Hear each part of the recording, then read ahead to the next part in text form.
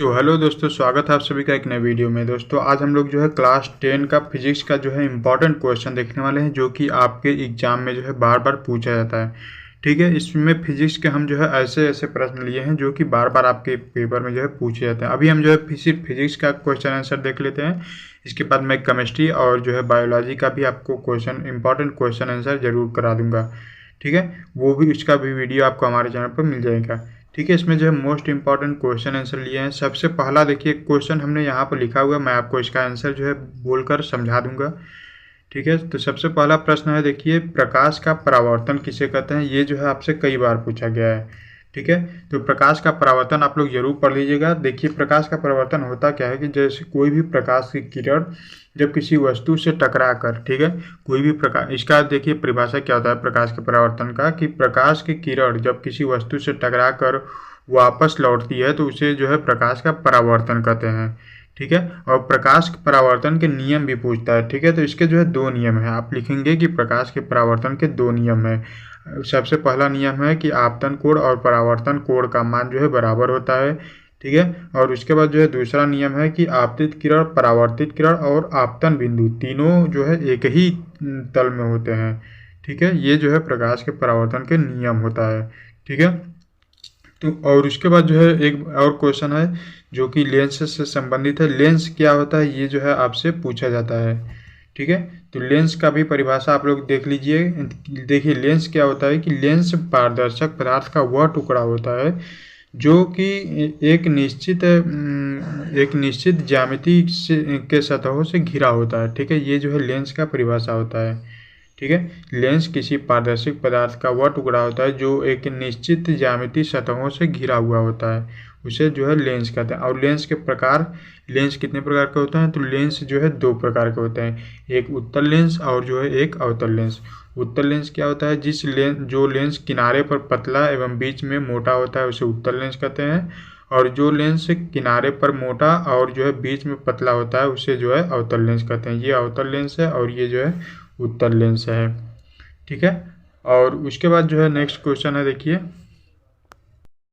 और जो है ओम का नियम, देखिए आपसे बहुत बार पूछा गया है। ठीक है, ये जो है हर साल आता है। ओम का नियम आपसे हमेशा जब पूछा जाता है तो ओम के नियम में देखिए क्या लिखेंगे कि 1826 ईस्वी में जर्मन के वैज्ञानिक, ठीक है, साइमन ओम ने एक नियम दिया जिसे ओम का नियम कहते हैं। अब नीचे लिखेंगे कि ओम के नियम के अनुसार यदि किसी चालक के ताप में परिवर्तन ना हो तो उस चालक में प्रवाहित विद्युत धारा उनके सिरों के बीच आरोपित विभवांतर के समानुपाती होता है। यानी कि कोई भी जो है चालक तार है, ठीक है, मान लेते हैं ये जो है चालक तार है, यदि इसके ताप में परिवर्तन ना हो तो इस पर जो इसमें जो प्रवाहित धारा है, धारा यानी कि विद्युत धारा आई, जो धारा है उनके इसके सिरों के बीच आरोपित जो विभवांतर भी उसके जो है समानुपाती होता है। ठीक है, ये जो है आपका ओम का नियम है।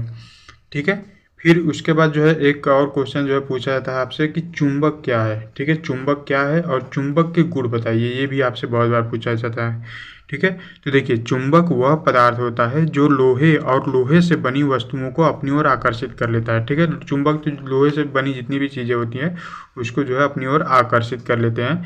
तो चुंबक के कैसे लिखेंगे कि चुंबक वह पदार्थ होते हैं जो लोहे तथा लोहे से बनी वस्तुओं को अपनी ओर आकर्षित कर लेते हैं, उसे चुंबक कहते हैं। ठीक है, अब चुंबक के गुण में क्या लिखेंगे, तो देखिए चुंबक के गुण में सबसे पहला तो यही हो जाएगा कि चुंबक में दो ध्रुव होते हैं, उत्तरी ध्रुव और जो है दक्षिणी ध्रुव। ठीक है, सामान्यतः ध्रुव एक दूसरे को प्रतिकर्षित करते हैं, यानी कि ये जो है ध्रुव जो है एक दूसरे को आकर्षित नहीं करते हैं, प्रतिकर्षित करते हैं। ठीक है, सामान्य ध्रुव और समान ध्रुव। ठीक है, यानी कि अगर नॉर्थ जो है ध्रुव को लाया जाए पास में तो ये जो है एक दूसरे को प्रतिकर्षित करेंगे, और साउथ ध्रुव पोल को लाया जाए पास में तो ये जो है एक दूसरे को प्रतिकर्षित करेंगे। ठीक है, समान वाले ध्रुव, और असमान ध्रुव यानी कि नॉर्थ और साउथ पोल अगर लाया जाए पास तो ये जो है एक दूसरे को आकर्षित करेंगे। ठीक है, तो दूसरा क्या लिखेंगे कि समान ध्रुव एक दूसरे को प्रतिकर्षित करेंगे, और तीसरा लिखेंगे कि असमान ध्रुव एक दूसरे को आकर्षित करेंगे। ठीक है, और चुंबक का एक और गुण होता है कि इसको स्वतंत्र रूप से लटकाने पर जो है चुंबक उत्तरी और दक्षिणी दिशा में, उसका जो उत्तरी ध्रुव होता है उत्तर की दिशा में और जो दक्षिणी ध्रुव होता है दक्षिण की दिशा में जो है लटक रहे होते हैं। ठीक है, और ये जो चुंबक होता है, अब देखिए, आप जब गुण बता दिया तो चुंबक के प्रकार भी आपको बता दें। चुंबक जो होता है चुंबकीय जो पदार्थ होते हैं वह जो चुंबक के गुण दो तरीके से रखते हैं।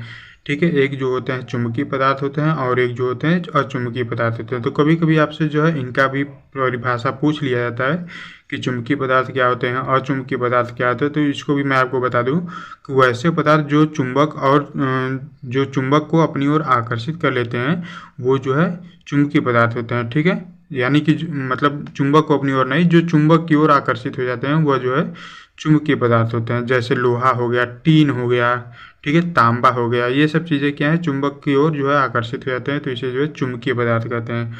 और अचुंबकीय पदार्थ वे पदार्थ जो चुंबक की ओर जो है आकर्षित नहीं होते हैं, यानी कि उनको जो है प्रतिकर्षित भी नहीं करते। मतलब सिंपल सा लिख सकते हैं कि जो पदार्थ चुंबक की ओर आकर्षित नहीं होते हैं उसे जो है अचुंबकीय पदार्थ कहते हैं। जैसे कांच हो गया, ठीक है, शीशे को, अगर कांच को, प्लास्टिक को, ये सब चीज़ें क्या है, या फिर चमड़ा या फिर कागज़ को जब चुंबक के पास ले जाएंगे तो ये सब जो है आकर्षित नहीं होते हैं, तो ये जो है अचुंबकीय पदार्थ हो जाएंगे। ठीक है, तो चुंबक से जुड़ी हुई इतनी जानकारी जो है काफ़ी है। इनमें से कोई ना कोई प्रश्न आपके एग्जाम में जो है पूछ लिया जाता है।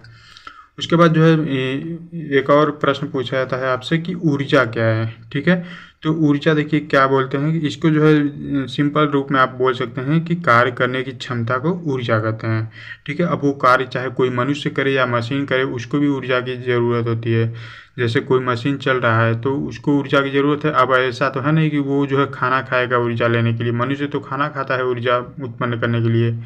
ठीक है, लेकिन मशीन को क्या चाहिए, डीजल चाहिए, पेट्रोल चाहिए, ये भी जो है उसका ऊर्जा जो है मतलब ऊर्जा को प्रोड्यूस करने के लिए एक क्षमता है।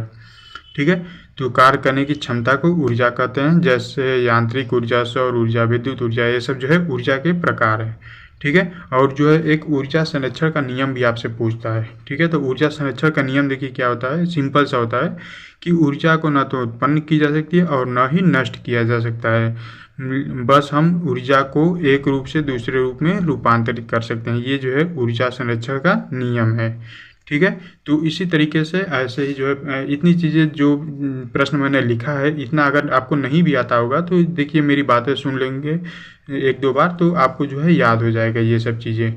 ठीक है, बाकी अभी मैं बहुत सारे क्वेश्चन आपको प्रोवाइड करा दूंगा, उनका भी क्वेश्चन आंसर मैं आपको बहुत ही जल्द जो है करा दूंगा। पूरा फिजिक्स का, जो केमिस्ट्री का और बायोलॉजी का जो रिवीजन है आप जो है हमारे वीडियो से कर सकते हैं। और अगर चैनल पर पहली बार आए हैं दोस्तों तो चैनल को सब्सक्राइब जरूर कर लीजिए। ठीक है, ऐसे ही प्रैक्टिस आपकी होती रहेगी।